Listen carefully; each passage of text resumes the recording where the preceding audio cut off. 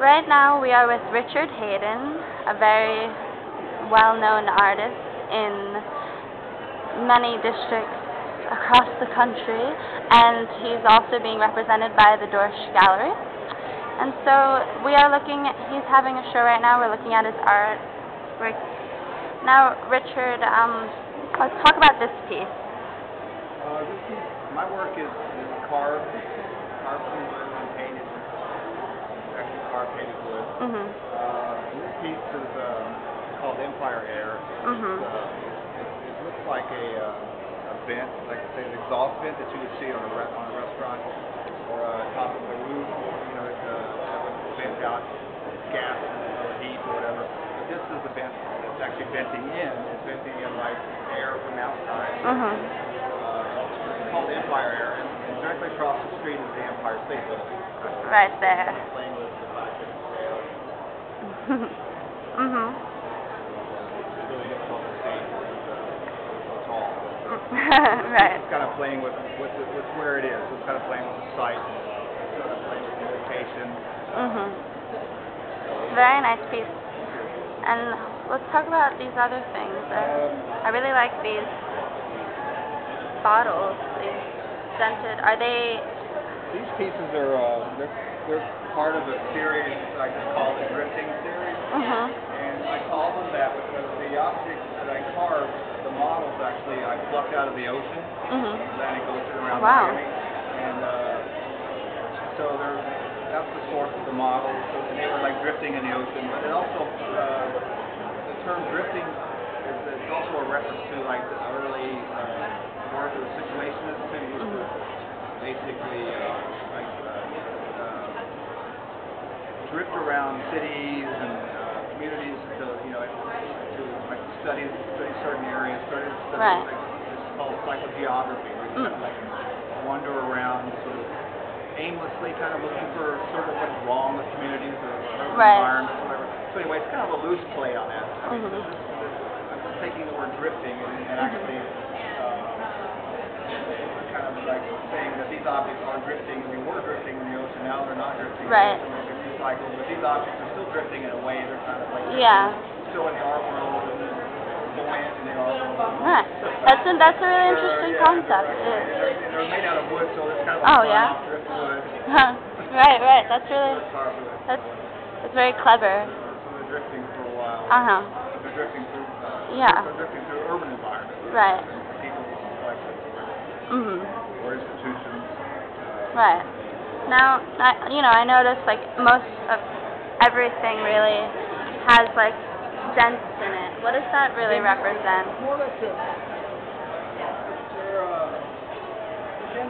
has to do with time. It has to do with trauma. It has to do with the fact that they've been dented, they've been carved and dented. It has to do with the fact that they're not perfect. They're broken. They're damaged goods. The models themselves that I work from, everything I carve is from a model. Right. The models themselves are part of the process. I dent up the models with sledgehammers, with axes, with whatever. So there's a record of that sort of temporality involved in my work. Just from the image itself. Yeah. And then that sort of that image from the model has the trauma. It's just transferred into wood, but as I'm carving, I'm actually denting. It's like denting the wood, but it's a different kind of time. It takes a lot longer. It's not an instant kind of trauma. It's more of a shift in time. It takes to make that dent. Definitely. The model dent like it's kind of like this phase. But it's just it shows wear. It shows the ordinariness. It's kind of the trauma also plays down that sort of platonic notion of an ideal image. Right. Makes them more ordinary. Makes them more used. Like there's a story perhaps to tell, about. A lot of my work sort of has kind of an anthropomorphic kind of side to it. In some pieces you can actually sort of see sort of human qualities carved into them. But the actual denting of it, as the process goes, I'm able to alter those dents too, so I can make them read stronger a certain way. I sort of play on this anthropomorphic idea. As I'm carving them, they can actually, I can adjust that image, adjust those wrinkles. They look like cleavage, so they look like Right. shoulder or chest. If you look at this piece over here, This one? outside, this is on the outside, the cat.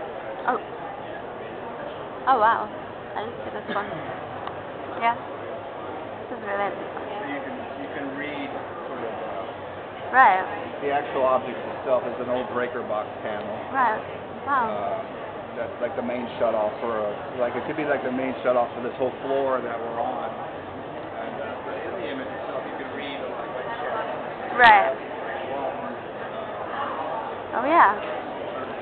Very humanized. It has to do with power. It has to do with voltage, which is the bear we're going to. Right. It's kind of a fun.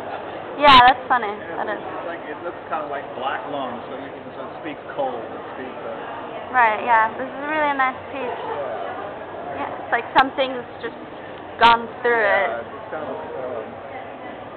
something, a message, some sort of something is trying to get out, you know. Most of these power boxes like they will be obsolete when they say. Yeah. Right. Well, yeah, it's very interesting, the work that you have here. Seems to be attracting all sorts of like. It's in the trash can. It's, right. Without garbage. But yet you can make something so beautiful out of it. Very nice. And then the white, this white reflecting, this white, like fluorescent light tube fixtures, but they're broken. And this particular, or actually both of them, they're commenting. They're called one's called post cloud and shine, and the other one's called reflecting on cloud. So they're playing with his use of white fixtures. But they're broken, so they've taken his work and kind of broken it.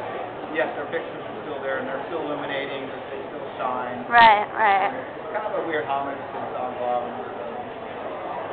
It's very interesting. It's nice that there's so much to learn about these things. You know, there's really a lot of stuff. It's really a great work, and I really thank you for this interview and for being here. And you're very talented, and I hope you have a really great day. Thank you. And good luck with everything.